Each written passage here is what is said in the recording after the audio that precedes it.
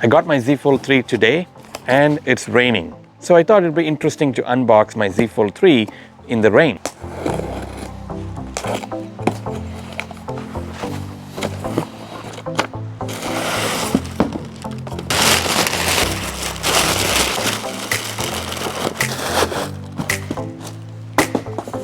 It's the leather flip cover, super fast wall charger, and this is the silicone cover for the Fold 3.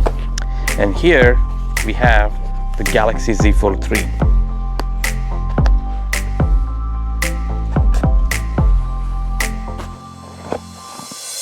I wouldn't normally unbox my Z Fold in the rain, but the Z Fold 3 is IPX8 certified, meaning that it's actually water resistant, so you can actually use it in this rain when you're outside, which is a great improvement to the Z Fold 2. That's the Z Fold 3 unboxing, and it does not come with a charger, so if you're looking for a charger, you won't find it in the box. So here I am setting up the Z Fold 3 in the rain. I still can't believe it. Samsung has made the Z Fold 3 and Z Flip 3 water resistant, so that's actually great for the Seattle weather where it always rains in Seattle, right? I think this is great improvement to Z Fold 2, and let's go inside and unpack what we get with the Z Fold 3 and also do a small comparison with the Z Fold 2. This unique foldable experience, that's what you're going to get when you buy one of these innovative devices in the market. And that's what Samsung is selling to you as well, the next generation of smartphones. And Samsung has made great strides with the foldable industry today with the Z Fold and Z Flip series. In fact, they're very confident that these are going to be mainstream phones in a year or two, such that they have cut their note line and fully dependent on these foldable phones going forward. Here is the Z Fold 3, and here I have the Z Fold 2. There aren't many differences between the Fold 2 and Fold 3, but small changes do help Samsung move forward with their foldable devices. If you look at the build of Fold 3, it is much better than the Fold 2 in few areas. First, it is lighter than the Fold 2. It's not that much, but when you hold both, you can feel the difference, and the Fold 3 comes out as a winner. Samsung has made the phone thinner, and you can even notice that the edges are also now much thinner. So there's very little gap in the edges when you fold with the Fold 3, whereas in Fold 2, you can still see the gap in between when it's folded. So that's again a big stride with respect to the manufacturing process and the build and how Samsung is moving forward with their foldable phone. And finally, Samsung is using armor aluminum case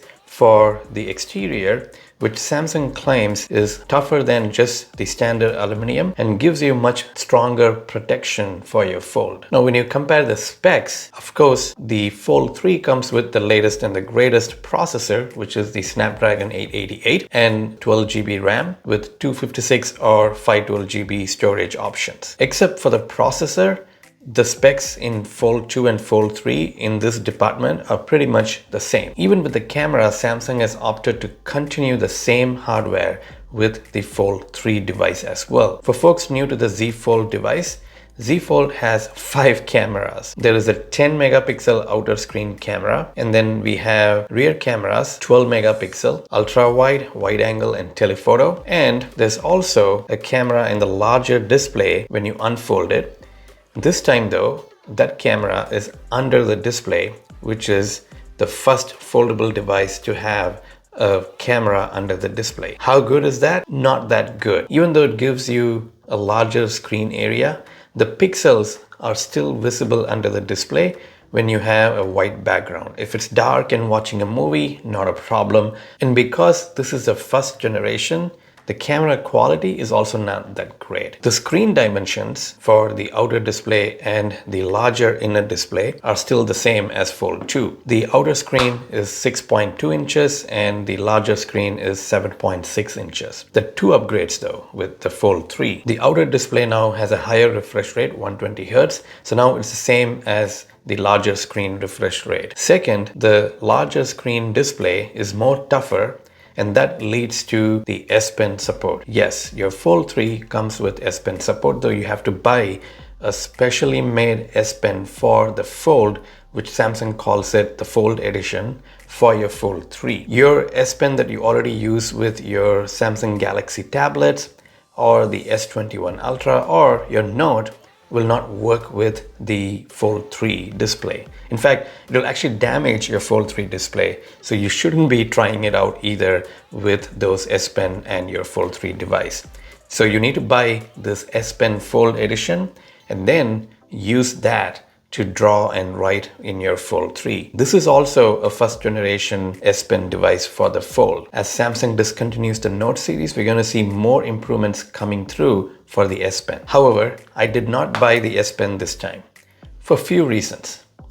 First, it is going to be really easy to damage your screen.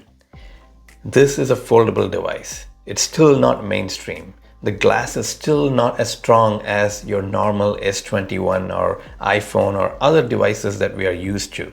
So you have to be very careful using the S Pen. Second, it does not come with a S Pen holder like the Note series. So you have to buy a case to put your S Pen and secure it. And that case is really bulky.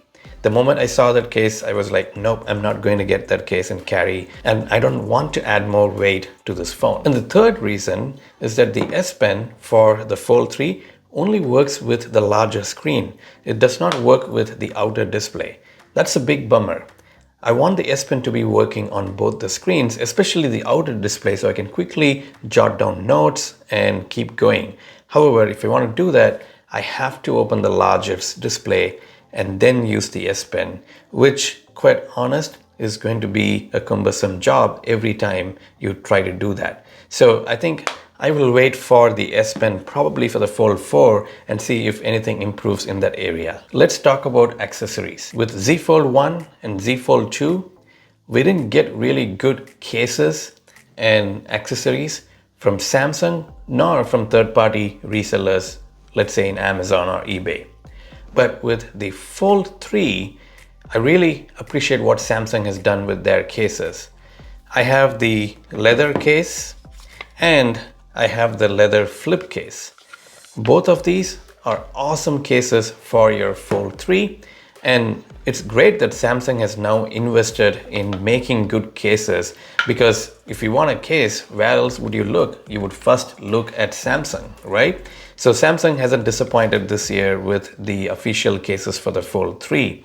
And one thing I like this year, what they have done with their cases is, especially with the leather case, they have the back unit and a front unit.